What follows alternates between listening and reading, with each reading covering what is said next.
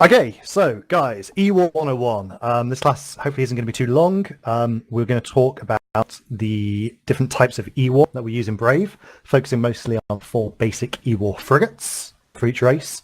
Cool, so 4 basic EWAR frigates. I think EWAR is the best ship that new pilots can be flying in EVE. A lot of people tell new pilots to fly tackle ships. They normally throw Atrons and Condors at them. I personally think that is completely the wrong thing to do.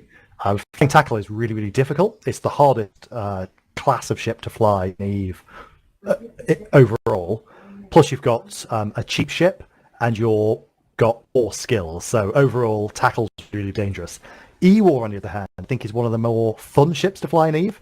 You learn the most by flying it, and it really does have the most impact on a fleet. So the term force multiplier is thrown around a lot in EVE. EWAR, so some EWAR ships like the Vigil are an absolute mechanical force multiplier. I'll explain what I mean by that in a little while. And some of them, like the Crucifier and particularly the Maulus, if applied correctly, can massively disrupt the enemy fleet. That's to say, you can be flying a 2 million-isk EWAR frigate and completely eliminate a billion-isk Loki from the game, or even better, completely remove the enemy lodge's ability to rep themselves, which means that that is literally the difference between winning and losing a fight. More importantly as well, you learn a lot about piloting, a lot about EVE by flying EWAR. I would highly recommend any fleet engagement until you're flying the main doctrine. And to be honest, even if you can fly the main doctrine, flying EWAR is one of the more fun things you can do in EVE. So, before we start, does anybody have any questions, or do you want me to just get stuck into enumerating what we can do and why that's useful? Okay, so we'll start off with the 4 EWAR frigates. Each race has its own EWAR frigate. Each race has its own kind of type of EWAR that they can apply. So EWAR, if anyone's not familiar, is EVE's terminology for basically a debuff. You can debuff stats on a hostile ship by using ships, activating modules on them, and influencing that stat. There are 4 main ships. I'm going to talk through them from least useful to most useful, as I see it. A lot of people are huge fans of the Gryphon. This is a Kaldari frigate. The Gryphon does a mechanic called Ecm, which is electronic countermeasures. Basically what that does is it's a dice roll, a percentage chance of stopping the enemy ship, the targeted ship, being able to have any targets for a period of time. So what that means is if a ship is targeting you, you successfully apply your Ecm module to them, they can't lock you or anyone else for a fixed amount of time. That is incredibly annoying to the enemy. A lot of people hate it, and people have been complaining about Ecm for a long time. So Ecm has recently been nerfed, and the next patch is going to implement that. So right now, if you Ecm someone, they can't lock anyone. The change is going to be so they can only lock the person who's activated the Ecm module on them. So that kind of means 2 things. So Ecm modules are probably the most hated type of EWAR. If you Ecm someone, that person is super pissed off with you, which means they're going to try and kill you. Now, with this new nerf, they're super able to kill you because they can still lock you and they can't lock anyone else, so you know who they're going to be shooting at. Gryphons also are the most skill-dependent of the EWAR, so all other types of EWAR will scale up in effectiveness as you increase on skills. So if you have low skill, you're still applying some benefit, but not as much as a perfectly skilled person.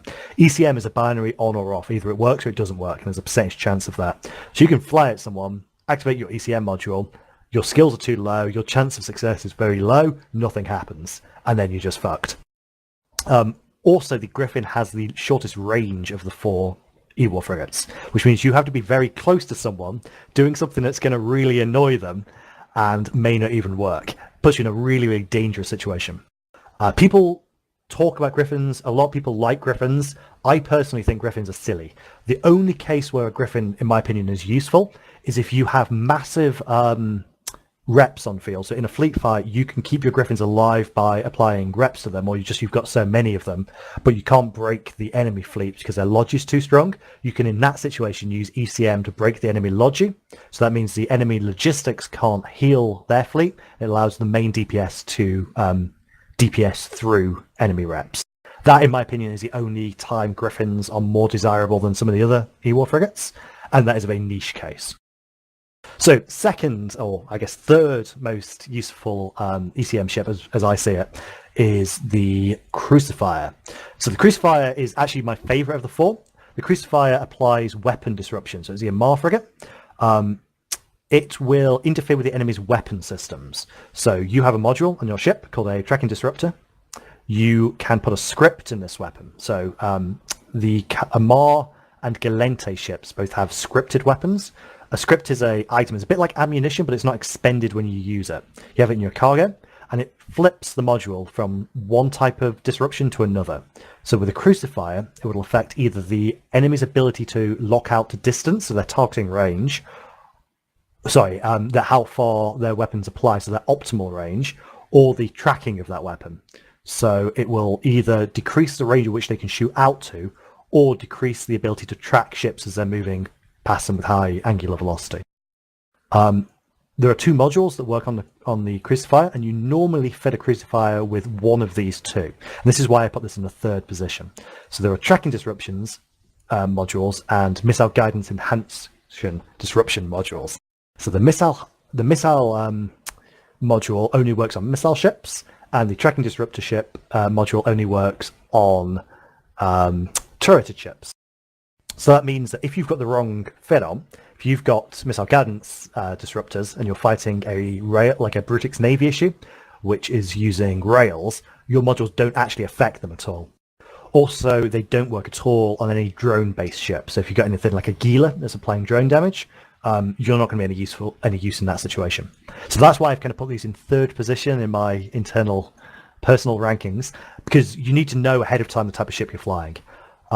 That being said, if you have the right ship, and if you're using these close to home where you can reship depending on what the enemy is using, they're incredibly effective. So you can use your modules to completely bring an enemy's targeting range so close, or optimal range so close, that they can't apply any damage, which means the Billionisk Lokis we were just fighting there, if you apply tracking disruption to one of them, they now can't hit any of the tackle that's tackling them. Or if they're out kiting away from us, you apply optimal range disruption to them, they can't project out to hit anything. So depending on the situation you're in, you want to use the right script, and you can completely remove enemy ships from the field. Very, very useful in a standing fleet situation. In my opinion, the Crucifier is amazing for standing fleet, because you're able to take the kind of kitey, long-distance sniper ships that come against us a lot, and reduce their range to make them pointless. So one of the tactics that enemies use on us a lot is they'll have 2 or 3 very fast, normally cruisers. They'll fly maybe 50 kilometers away from each other.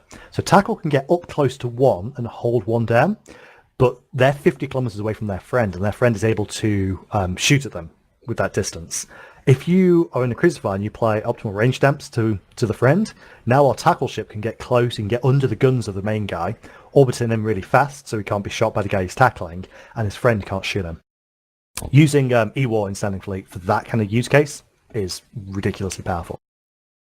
The third ship, and the second best in my opinion, is the Maulus. The Maulus works very, very similar to how the Crucifier works, but rather than affecting enemies' weapon systems, it affects enemies' targeting systems. So, like with the Crucifier, there are 2 scripts you can use. One will interfere with the enemy's ability to lock to distance. The other one will affect how long it takes them to lock, the scan resolution.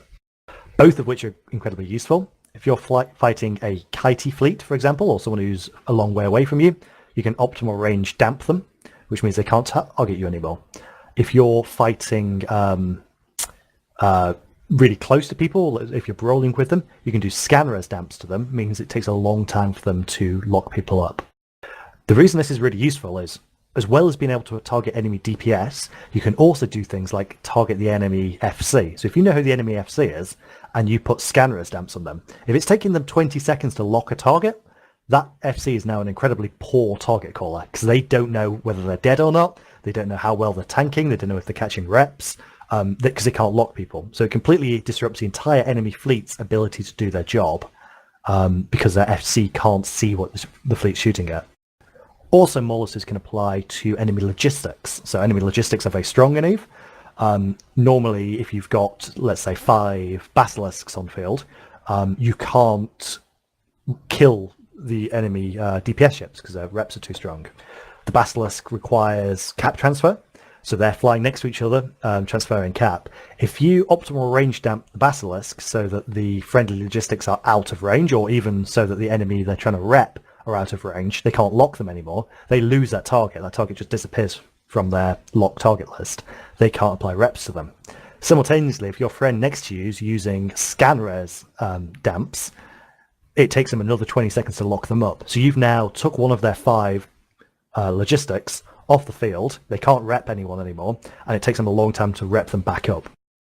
So coordinating which scripts you're using on which people and at which time can really, really disrupt an enemy fleet. And keep in mind, the enemy fleet is trying to focus on the main DPS who's shooting them.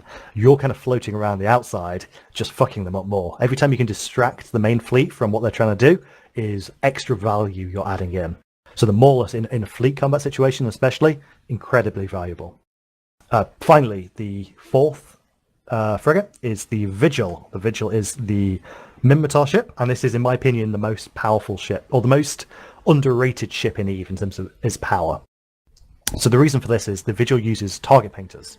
Unlike the other 3 EWAR frigates, which do debuffs to a single ship, the effective kind of value of a target painter does a buff to your entire fleet.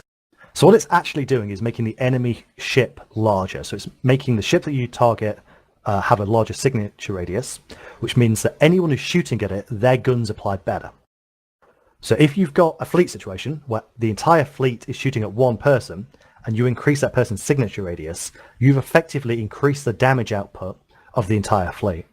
So, for example, if you're fighting Augur and Aviations, and we've got mowers, Augur and Aviations has a quite small signature radius. They're sig tanking quite well on an armor-based doctrine. Mowers don't have particularly good tracking, so they're not applying most of their DPS. If you're in a single Vigil and you apply 3 target painters to the primary, you've effectively doubled the amount of DPS that we're getting on that Augur and Aviation. So your one ship, which costs maybe 2 or 3 million ISK, has doubled the effectiveness of a fleet from, say, 40 mowers to 80 mowers. So you by yourself has added 40 mowers worth of damage. In my opinion, the Vigil is ridiculously useful. There is a very, very small set of circumstances where a target painter on an enemy ship won't increase the damage that they're taking. Even if you're using rapid light missiles, you still get benefits for having target painters on grid. The Vigil also benefits from having the longest range. So not only are you buffing the amount of damage your entire fleet produces, you're also doing it from the furthest distance away, which makes you the safest. So that is the quick overview of the 4 types of EWAR frigates. Does anybody have any questions about that? Say I do. Yeah, go ahead. What's the difference between the optimal range and the fall-off range on the EWARs? Yep, good question. Right, so I'm going to skip ahead a little bit and talk about this now. So the way this works is your modules have a certain effectiveness. So let's say a target painter adds a 35% bonus to the enemy's signature radius. That's 35% anywhere from 0 meters to the optimal range. So if you've got an optimal range of, say, 60 kilometers, if you're within 60 kilometers, you're applying that full bonus to the enemy. Once you're in fall off, that starts to go down. But that actually starts to go down quite slowly. It starts to go down a lot slower than people kind of realize. What that actually means is at the fall off, so let's say you've got a optimal range of 60 kilometers and a fall off of 20. So that actually means you're at fall off at 80 kilometers out. So that means at 80 kilometers, your module is half as effective. And then further out than your fall off, it goes down even further. Which actually means if you look at the graph, the actual shape of the curve, if you're halfway into your fall off, you're still applying something like 83% effectiveness. So you're still actually quite effective. So one thing I think people are maybe a little too eager to do is always be within the optimal range. You can actually go further out. You can be in your fall off a little bit, and that's absolutely fine. One of the important skills when you're piloting EWAR, which in my opinion is what makes EWAR so fun, is you need to judge how close to the enemy you want to be. Obviously, the further away you are, the more time you have to react to things, and the harder it is for the enemy to hurt you. So being in your fall off a little bit is absolutely fine. I'd say aim to be anywhere from your optimal to about halfway in your fall off. Does that make sense? Yeah, that does. Thank you. Any other questions at this point? Are you going to touch on the cruiser level EWAR? So I wasn't going to, but I can quickly mention something here. So as with as I said earlier, with the standard frigate EWAR, each race also has a cruiser equivalent. So that's the Bellicus, what are these? The Arbitrator. Help me out here, people. Rook. So they're the T2 ones, the T2 EWAR. Yeah, so there's a T1 and T2 variant. T1 I personally think is garbage. I wouldn't use a T1 cruiser EWAR. The main reason being it doesn't actually do you much better than the T1 frigate does. And it's a lot slower and it's a lot easier to hit. So T1 frigates, in my opinion, way better than the T1 cruisers. The T2 cruisers, though, the EWAR frigates there, the recon ships they're called. There are two variants. There's a cloaky variant and a fleet variant. They're fucking awesome. They are ridiculously powerful. So as with the frigates, they have a primary ECM, a primary EWAR effect, which is the same as a T1 frigate. And they have a secondary EWAR effect, which is normally slightly more useful. So, for example, the Minotaur cruiser, the Hugin, can do target painting like the Vigil can, but it can also do webs. So you can be webbing people out to 80 kilometers, slowing them down. Incredibly useful force multiplier for fleet fights. So if you got someone, a Vigil, applying target painters and a Hugin webbing them to slow them down, you're suddenly applying a ridiculous amount of extra damage that you wouldn't be doing otherwise. The Lachesis, the Galente one, does points, so long-range points. Again, incredibly useful in fleet fights. You can also do long-range scrams, but it's not used as much for that. It's more the point range. They're the two we would use, being a shield fleet. There's also the covert ops equivalents. So if you're doing blopsing, or again for standing fleet, they're useful. You can disappear, you can appear, you can apply some EWAR and disappear again. So those ships tend to be quite expensive, but they are incredibly useful. So if you get into EWAR and you'll want to be doing this long term, you can never have too many Hugins and Lachesises in fleets. That's certainly not going to be a problem that I've ever seen. There's electronic frigates too.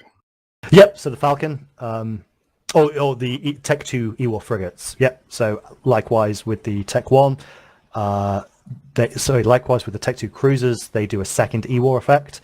Probably the most useful for things we kind of see here is the Hugin. Hugin does webs out to 25 kilometers, something like that. Really useful for gate camps. You see the Sentinel's quite powerful for like solo, but no one ever fights you in a Sentinel. That does damps. No, it doesn't. That does damps and energy newts, long-range newts. So really, really powerful ship, but you don't get a lot of fights out of it, unfortunately.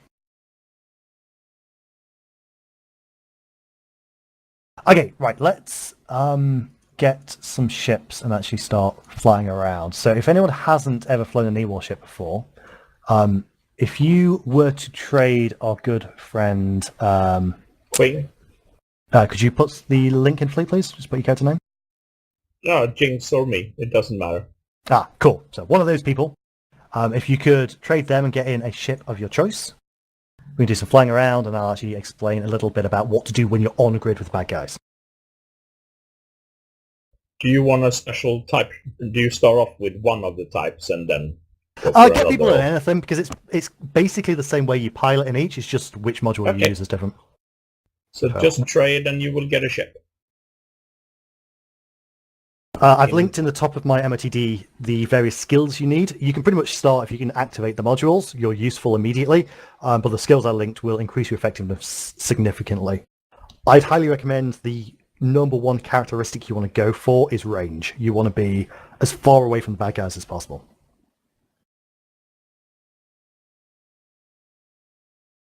Okay, so when you go a ship, undock and warp yourself to Stath. I'm just chilling on the station grid. If you can't use it, just say so in the chat and you will get another one.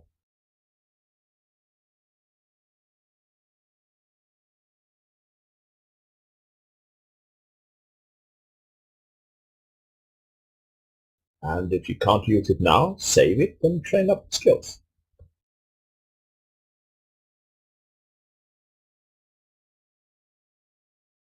While people are just forming up and getting into ships, I'm going to link my what I use a lot in standing fleet.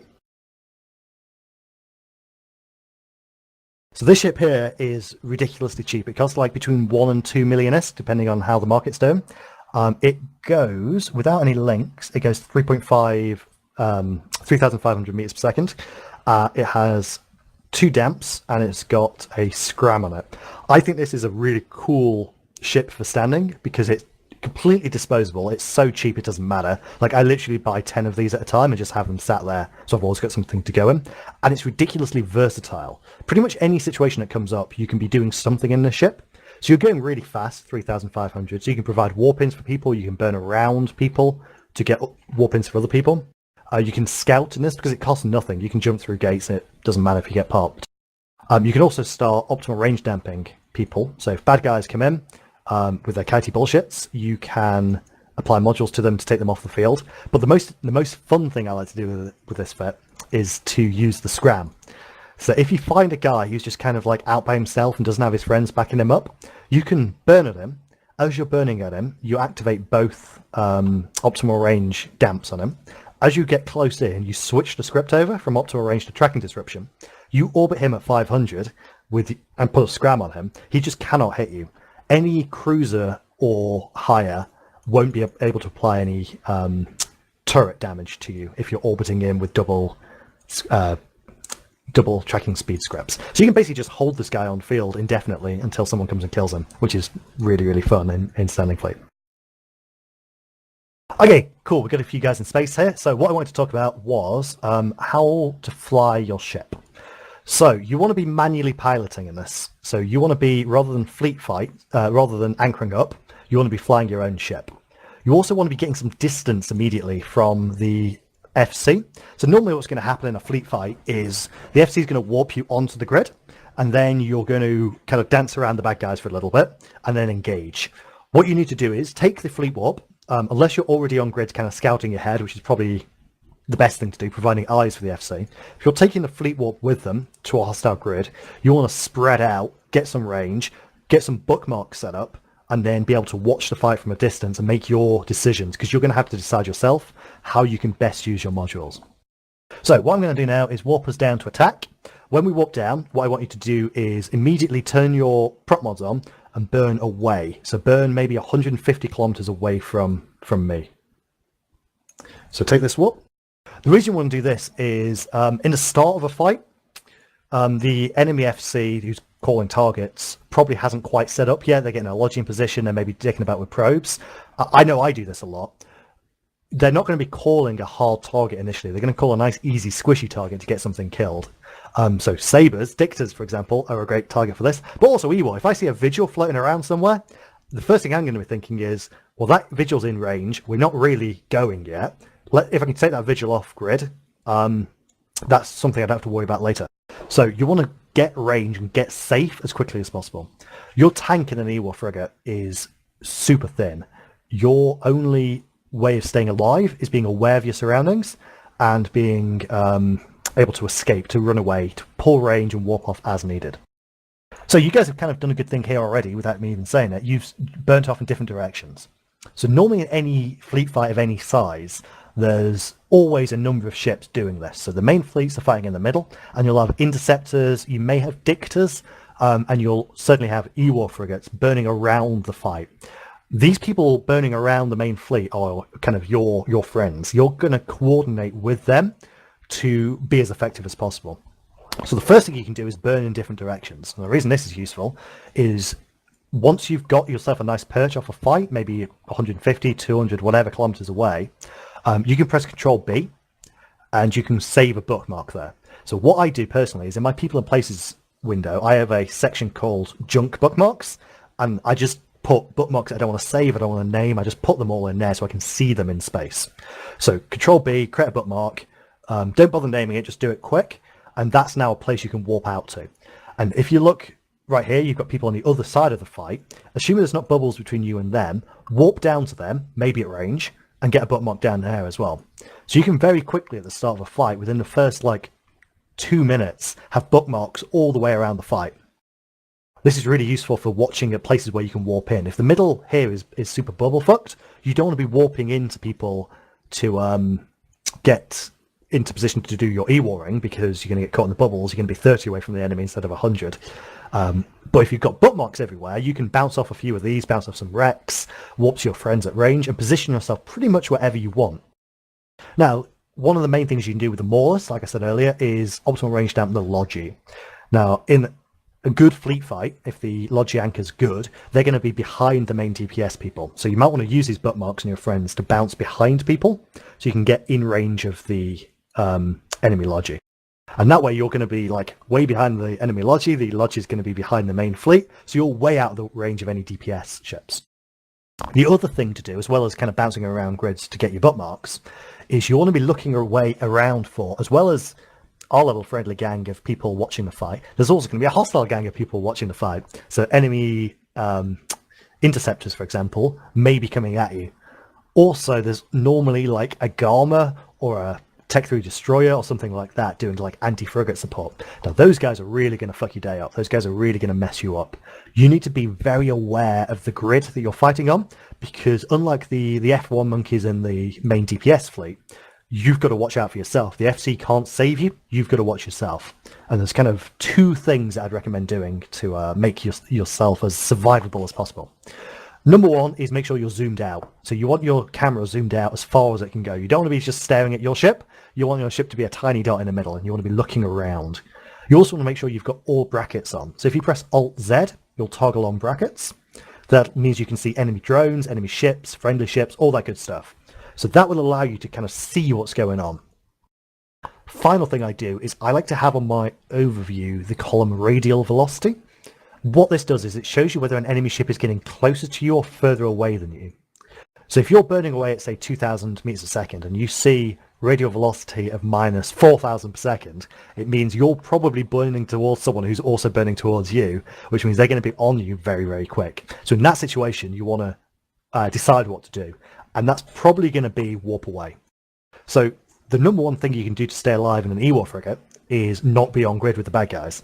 You never want to be anything that's not friendly within 50 kilometers of you. The moment something is, look at all your bookmarks on grid, look at all your friends on grid, see if there's someone in the same direction you're burning, something you're already aligned to, that you can warp to. If not, look in the distance, see if there's a celestial up there, a moon, a gate, a citadel, anything, warp to that. Failing that, just warp to anything and get off grid. You can always get off and come back. You're applying 0 EWAR pressure if you're dead. So staying alive is goal number 1, and then using your EWAR modules is goal number 2. Does that make sense about moving around the grid?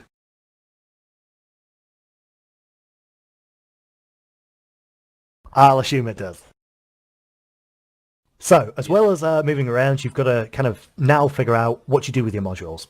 So, all our EWAR ships these days have micro warp drives. This is really good for moving around quickly. So, like this situation where we warped in here and you needed to pull range quickly, beautiful for that. What it's not good for is staying on grid for long periods of time. So when you activate your micro warp drive, your signature radius increases, which means that it's easier for enemies to hit you. One thing to keep in mind is if you're at a good position from the enemy logistics, let's say you're 60 kilometers off them, you're applying your scan res damps, they're not going particularly fast, so you're holding that range fine.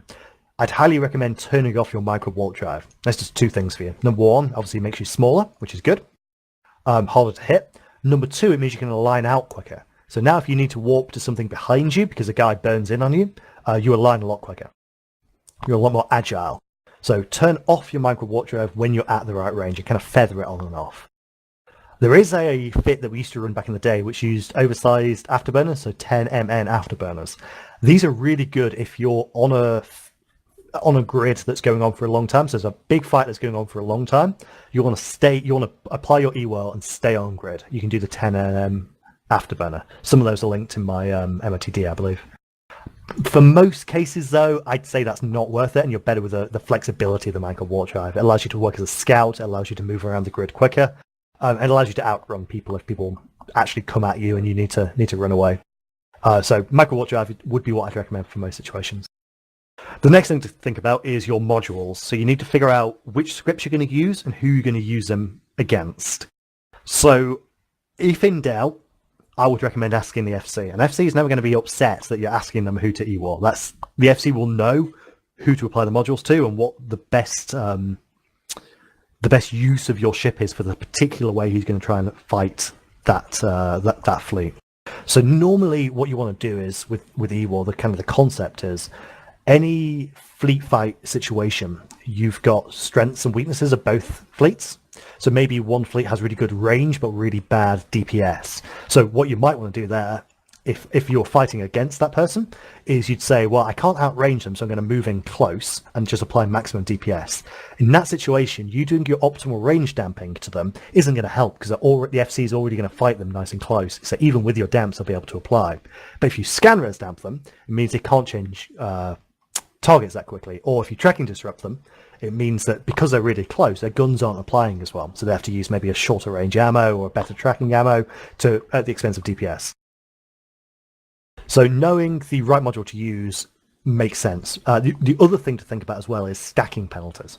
So as with modules, if you apply the same EWAR module or the same EWAR debuff to a target multiple times, each time has less effectiveness. So the first one's 100% less effective, the second one is slightly less, third one less, and so on.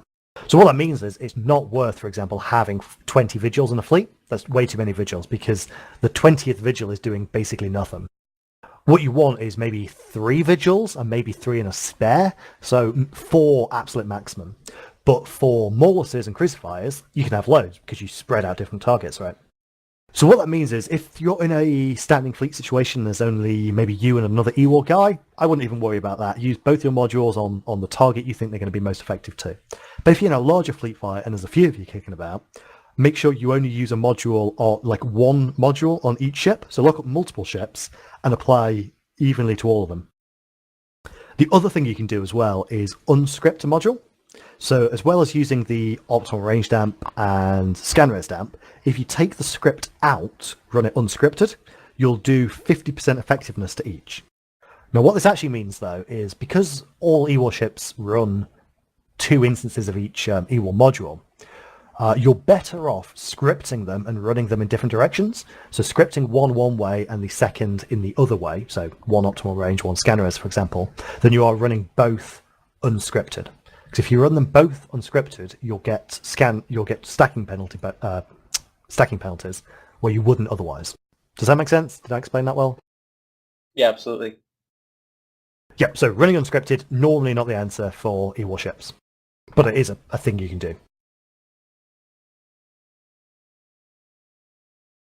Okay, so we talked about what to do when you enter the grid. We talked about the different modules. We talked about the ships. Oh, one more kind of class of ship I didn't mention, which is a little niche now, but we use them occasionally for Intosis battles, is what was known as the Rush Cat. This was a doctrine invented by an old brave pilot called W. Rush. This is an interceptor, so it's an instant align, or as fast to instant align as you can get, interceptor, and it runs a module called a burst projector? Nope, hang on, what are they called? I think it's burst projector. Oh, burst jammer, a burst jammer. So this is an AoE ECM module. So this will work within, I think it's like 6 kilometers, it's not very far, but it works on any ship in that range, and it has a small chance of them applying the ECM debuff, so they'll lose their targets. Now the way the ship's flown is kind of cool. So interceptors aren't touched by bubbles, obviously. So if you've got a grid that's incredibly bubble fucked and you just can't warp anyone in, it's sometimes difficult to get your normal EWAR ships in. What you can do with the Rush Cats though is everyone has a ping or a bookmark over 150 away from the enemy. The FC will scan down a ship, maybe a logistic ship, and they'll warp the entire fleet of Rush Cats onto that ship at 0. You all immediately warp back out to your bookmark and apply your burst jammer. So you warp in, burst jam, warp out. Similar concept to the Fozzie Claws where they would warp in, alpha someone and warp away, but you can warp out even quicker because you don't even need to lock them. Now if you continually do this on enemy logi, if you've got 5, 6, 7, 10, as many as you can get of these ships, just constantly doing this to ECM logi, they are going to get ECM'd, which means that you're potentially breaking enemy cap chains, or you're at least confusing the crap out of them. And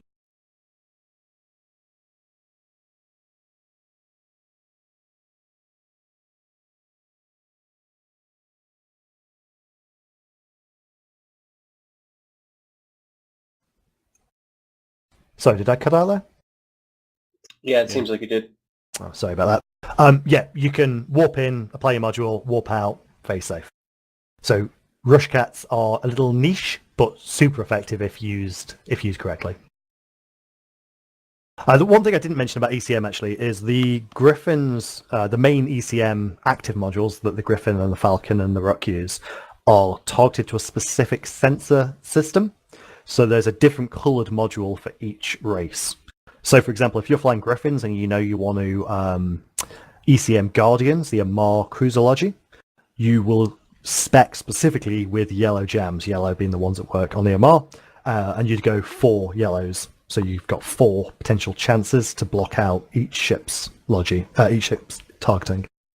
Alternatively, if you don't know what you're fighting, you'd normally fit 1 of each, and then you're good in any situation. So one of the other reasons why I'm not a big fan of Gryphons, you need to put 4 mid slots on to cover all your bases, whereas with a Maulers, for example, that one module is going to work on any ship. Okay, so probably the last thing I want to say is the EWAR ships are useful in any fleet situation, except for maybe if you're doing bombers. But anything that's not a bomber fleet, EWAR is going to be useful for. If you're a skilled pilot, or you're even a pilot who's putting effort in, and you're flying one of these ships, you're going to be doing a huge amount of disruption to the enemy fleet's ability to do their job. You're going to be a thorn in their side, you're going to be distracting them. You've also got the ability to move around the grid quick, to provide warp-ins for people, to scout if needed, to zip around the front of fleets so the FC can warp to you, providing warp-ins, and to generally kind of turn the knife and make it as hard as possible for the enemy fleet to do their job while supporting your own fleet. EWAR's ridiculously fun to fly because you have to make the decisions yourself. Unlike flying a main DPS ship where the FC will tell you where to be, they'll fly your ship for you, they'll tell you what ammo to use, they'll tell you who to shoot. You're normally out in the fleet in a dangerous situation by yourself. You're making your own decisions about how best to use your EWAR modules, and that is incredibly rewarding when you manage to stay alive and just stay in the entire fleet, taking a billionaire Loki off the field effectively because you're optimal range damping them. I would highly recommend EWAR frigates for basically any situation while you're learning to play Eve. And further, like I said, I fly Crucifiers and Sending Fleet all the time, and I think they're great.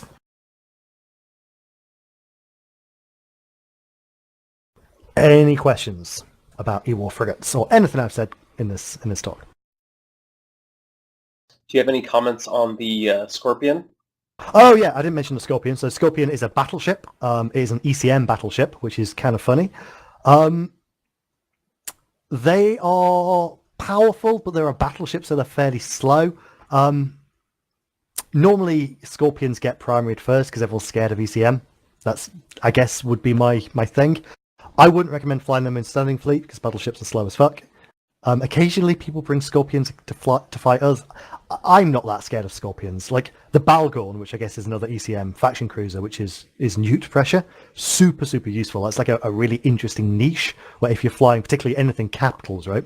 If your subcap's trying to kill capitals, a Balgorn's ability to newt out that ship to apply cap pressure, super useful. The Scorpion, in my opinion, has never really been a game changer on whether a fleet lives or dies. It's just another annoyance that's on grid.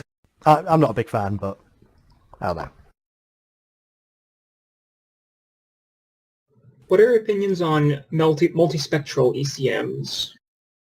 Yeah, again, so the multispectral ECM is an ECM module that works on all 4 weapon sensor types equally, but won't be as effective as the correctly jammed one. In my opinion, like obviously, I don't know if this has come across. I'm not a big fan of the Gryphon or ECM as a whole. If you do know ahead of time, if you do want to fly Gryphons, and you know you're going to be flying, and you don't know what you're going to be fighting against, they're kind of useful because it means you don't have to fit 4 modules. You can maybe get away with 2 and then fit some tank. It's maybe good for a roam. In GE in the surrounding areas, normally if you're flying a Gryphon, it's because there's a specific fleet you're going against. And in that case, I'd say know what you're fighting ahead of time. and then just go all in on that one center type. So if you're fighting Guardians, just go all in on the Margems. The extra power is useful. Did you bring up the background of the image that the color correlates to the jammer? I did mention it, but yep, that's probably worth making sense. So each race has kind of a color. So on Mars, yellow, Minmatar's red, Kaldari's blue, Galente's green. Is that right? Yeah, but the green is like light blue. Yeah, the green and the blue are pretty similar.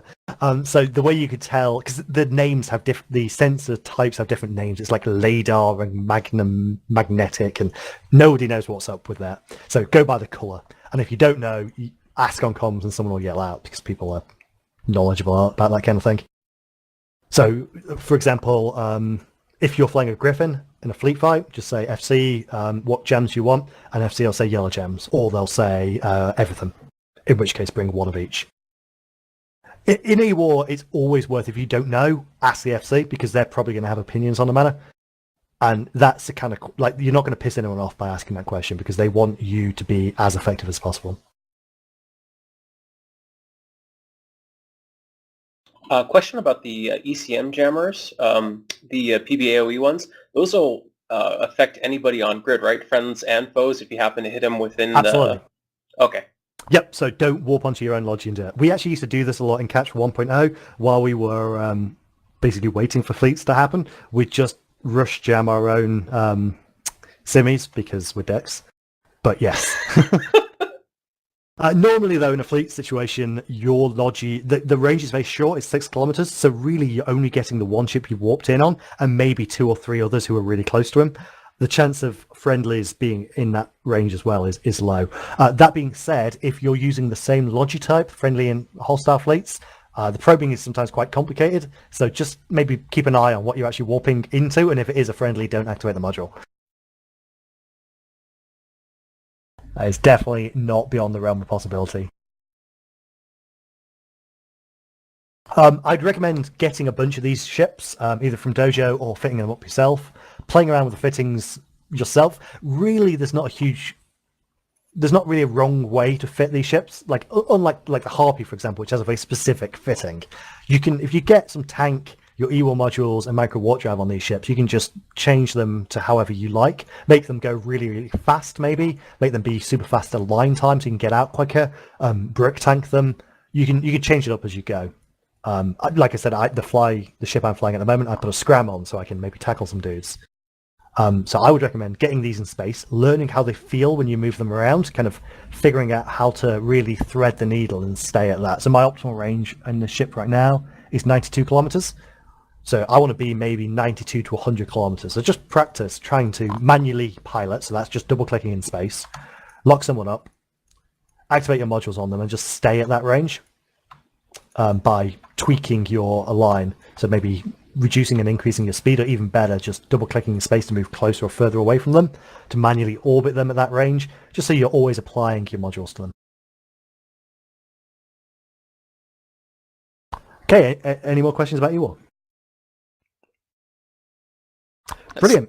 So, yeah, Stath, thanks a lot for teaching the class. And we have EWAR frigates at the Coalition staging and in GE. So if you need them from Dojo, we can hand out. We have many. So if you lose them, like if there's a fleet battle and you just have to keep on reshipping, don't feel bad about it. Yeah, I'd recommend getting a bunch of them. Get a stockpile in your GE hangar, because they're always good. If you die in a mower and you need to reship to something quick and you maybe don't want to lose another mower, get yourself an EWAR frigate. They're super cheap and they're brilliant. Guys, thank you so much. Hopefully see you in EWAR ships in some fleet soon. Thank you, Sensei. Thank you. Thank you. Thank you. Thank you, Sensei.